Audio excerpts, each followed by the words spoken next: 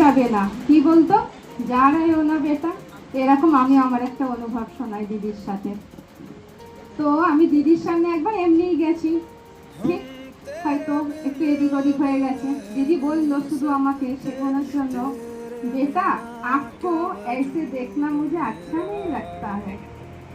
था दीदी ये नहीं बोला आप ऐसे क्यों हो, आप ऐसे क्यों हो, आप ऐसे क्यों हो। सवेरे सवेरे उठ के दीदी के पास गया, दीदी मधुबन से आया तो मैं उठ के चला गया दौड़ दौड़ के मिलने। तो दीदी ने मेरे को क्या बोला, बेटा आपको ऐसे देखना मुझे अच्छा नहीं लगता है। तो हम एक सेकंड में समझ गया, दीदी देखो स्नेहो में भी क्या कर दिया, पूरा बात बोल दिया।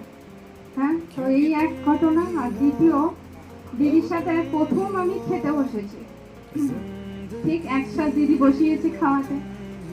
আবার আমি নিজের থালাতে ভরে বসে আছি, মুখে দিতে পারছে না, কি করে মুখে দেবো। তো दीदी क्या बोला, शाइनी बहन आपके बेटा, शाइनी बेटा आपके थाली में जो लूची है ना, पूरी है ना, वो मुझे बहुत पसंद हो रहा है, मैं उस थाली से खाऊं। তো দিদি এলো, এসে আমার প্লেট থেকে নিয়ে কি করলো, আমাকেই খাইয়ে দিল। হ্যাঁ, তো দিদি খুব ছোট ছোট করে আমাদেরকে এত স্নেহের মধ্যে দিয়ে শিক্ষাও দিয়েছে, মর্যাদাও শিখিয়েছে, পবিত্রতাও শিখিয়েছে, দৃষ্টিও শিখিয়েছে, বৃত্তিও শিখিয়েছে। তার স্নেহ, তার ভালোবাসা আমাদের প্রত্যেককে আজকে কি করে রেখেছে, বেঁধে রেখেছে।